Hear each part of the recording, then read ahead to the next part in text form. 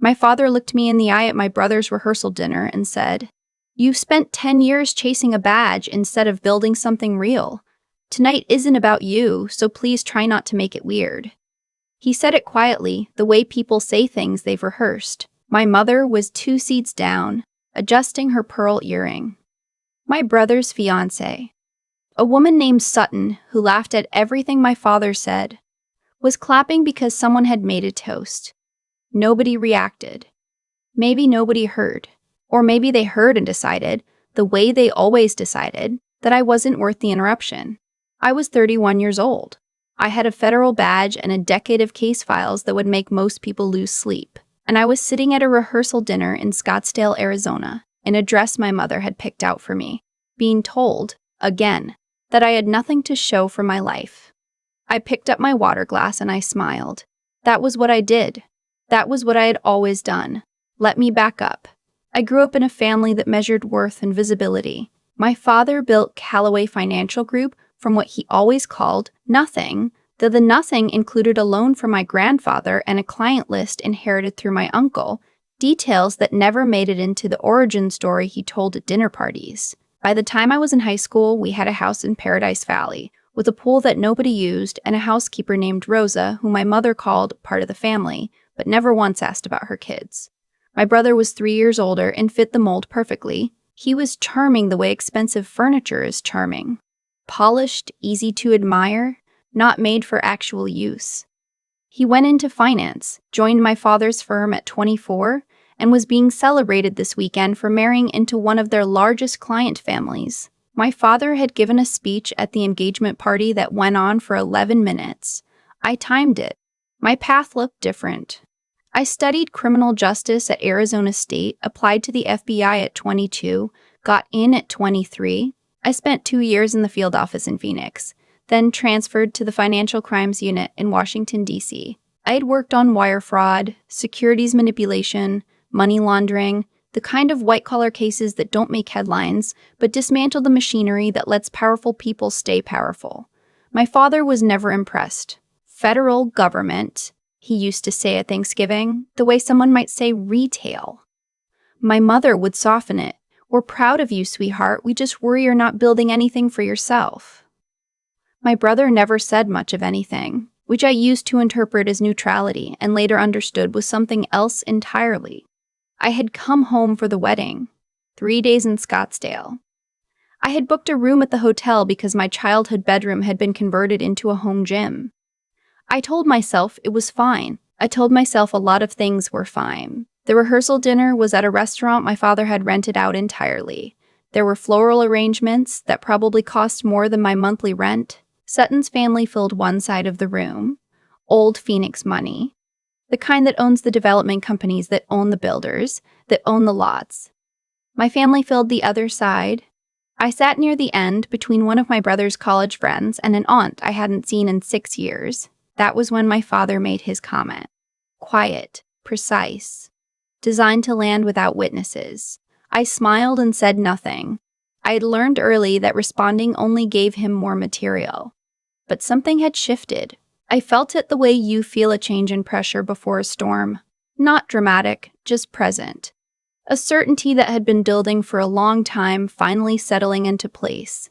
Because 3 weeks before the rehearsal dinner, something had happened that my father didn't know I knew about. I had been back in Phoenix for a long weekend in March, helping my mother with some paperwork after she'd had a minor procedure. While I was looking for the printer paper in my father's home office, I found a folder left open on the desk. I wasn't snooping.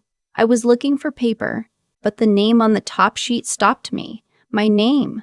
Not just my name, my federal employee ID number, my social security number, and a series of transaction records I didn't recognize. Transfers going back 4 years, routed through a holding company I had never heard of, to accounts in my name that I had never opened.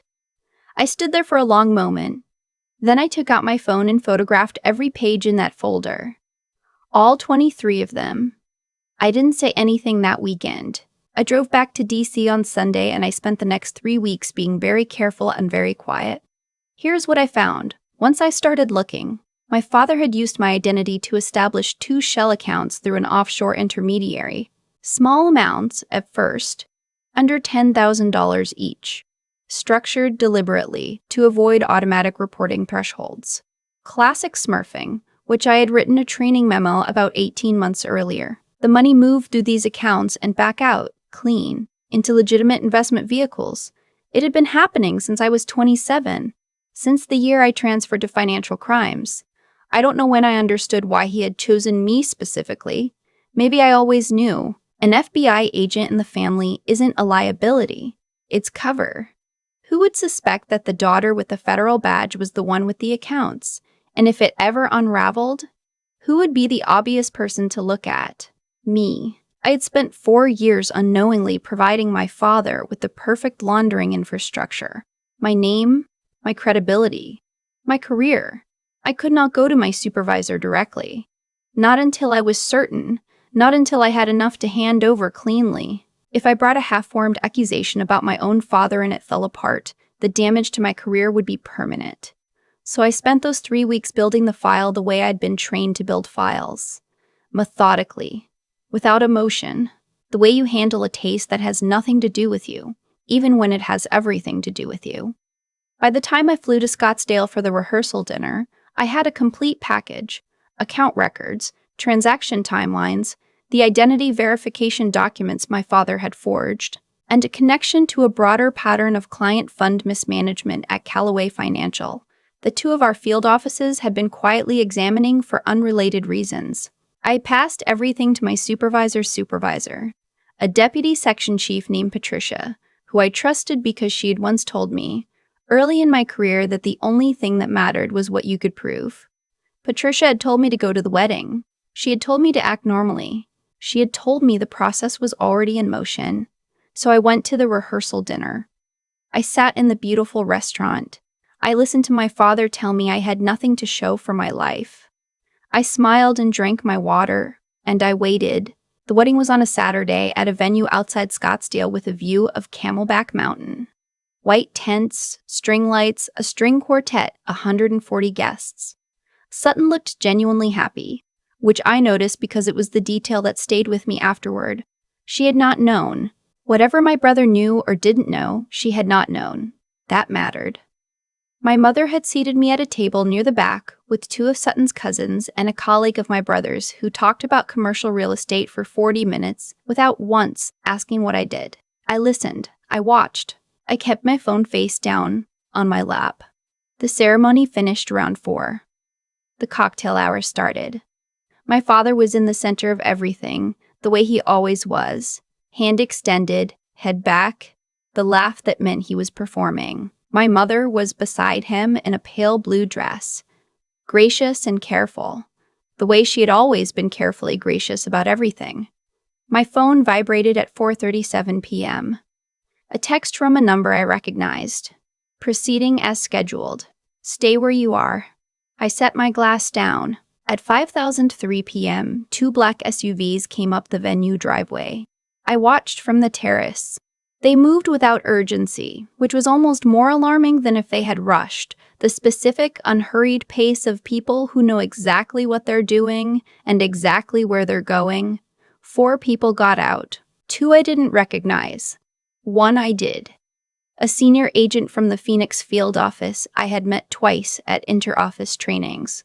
The 4th was a woman in a suit who I later learned was from the U.S. Attorney's office. They walked into the tent. I stayed on the terrace. I had been told to stay where I was. So I stayed where I was, and I watched through the tent opening as my father's expression changed, the specific sequence of it, the confusion first, then the recognition, then something that collapsed inward in a way I had never seen on his face before. Not anger. Something smaller and more final than anger. My mother made a sound I could hear from 20 feet away. My brother was standing very still. Sutton had reached for her new husband's arm and then stopped, her hand hovering, uncertain. The guests nearest to them had gone quiet in a ripple pattern outward, the way silence moves through a crowd. Then everyone was quiet. I walked off the terrace and around the side of the tent. I didn't go in. I stood near the entrance with my hands in my pockets, and I waited for the thing to be done. It took about 8 minutes. My father was escorted out in the way that is done carefully, without handcuffs in public when there is no flight risk and no resistance. A hand on the arm, a firm walking pace, a face that had gone the color of the tent canvas. He did not look for me. Or maybe he did, and I was standing at the wrong angle, and our eyes didn't find each other. My mother did look for me. I saw her scanning the perimeter of the tent, and then her eyes landed on me, and we looked at each other for a long moment, across the noise and the confusion and all the expensive flowers. I held her gaze. I didn't look away. Later. Much later.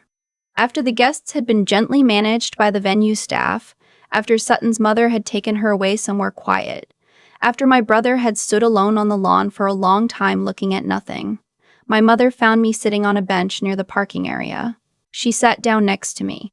She didn't say anything for a while. The sun was going down behind Camelback Mountain. The string quartet had stopped playing. "Did you know?" she finally asked.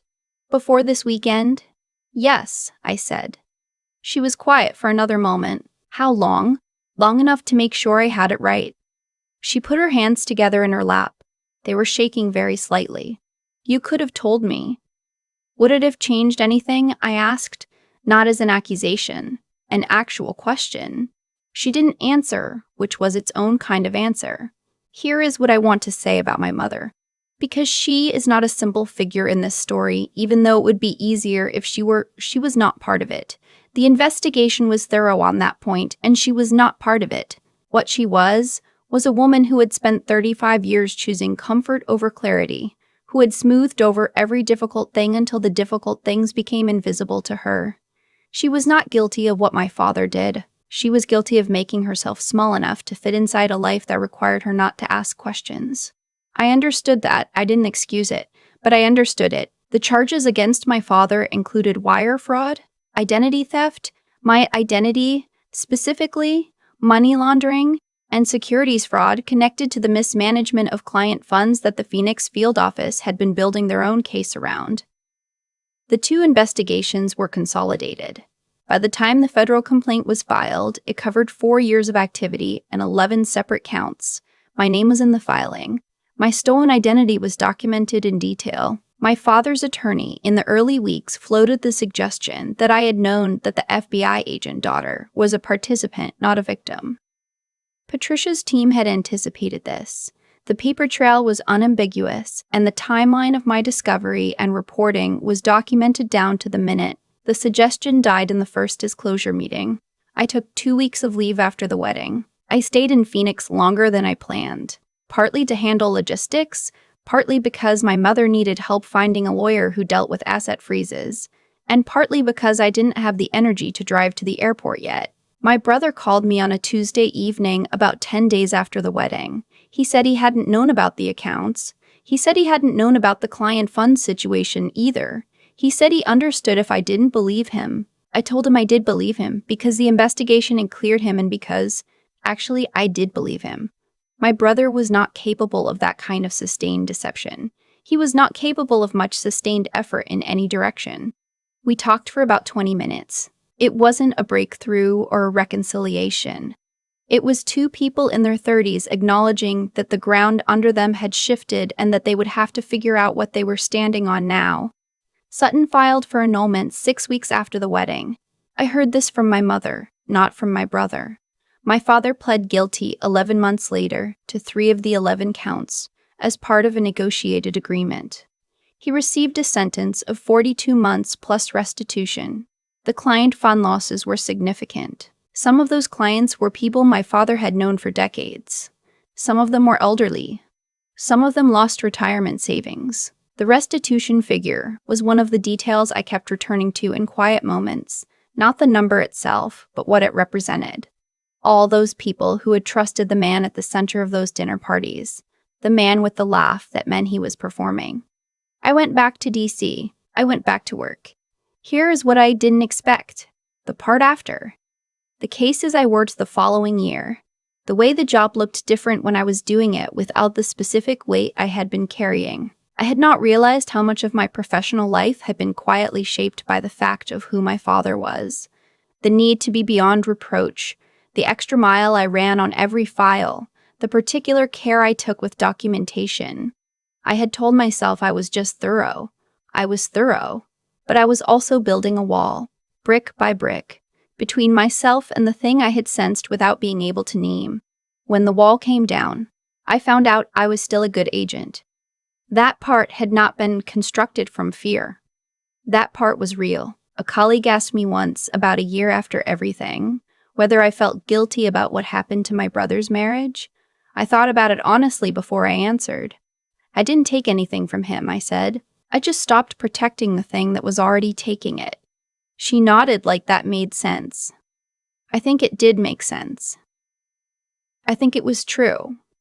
My mother sold the Paradise Valley house. She moved into a smaller place in Tempe, near her sister. She calls me on Sunday evenings. We talk about ordinary things, the weather in D.C., what she's been reading, her garden. We don't talk about my father very much. When we do, it's careful and factual, the way you discuss a complicated chapter of history that you lived through and are still sorting out. I don't know what we are to each other now, exactly. I know we're still trying. I know she looked for me across that tent, and that when she found me, I didn't look away. I think that was the beginning of something, or the end of something that needed to end. I'm not sure which, maybe both. There's a detail I think about sometimes. At the rehearsal dinner, after my father made his comment about the badge and building something real, the man on my left, the college friend, turned to me and said, "What do you do, actually?" in the distracted, half-interested way of someone filling a pause. I told him. He blinked. "Oh," he said, "financial crimes?" And then after a moment, "That must be really interesting." "Sometimes," I said. I picked up my fork and went back to my dinner, and I thought about the folder on the desk with my name on the top page, and I thought about Patricia saying the only thing that matters is what you can prove, and I thought about the 23 photographs on my phone, and I thought, yes, sometimes it really is.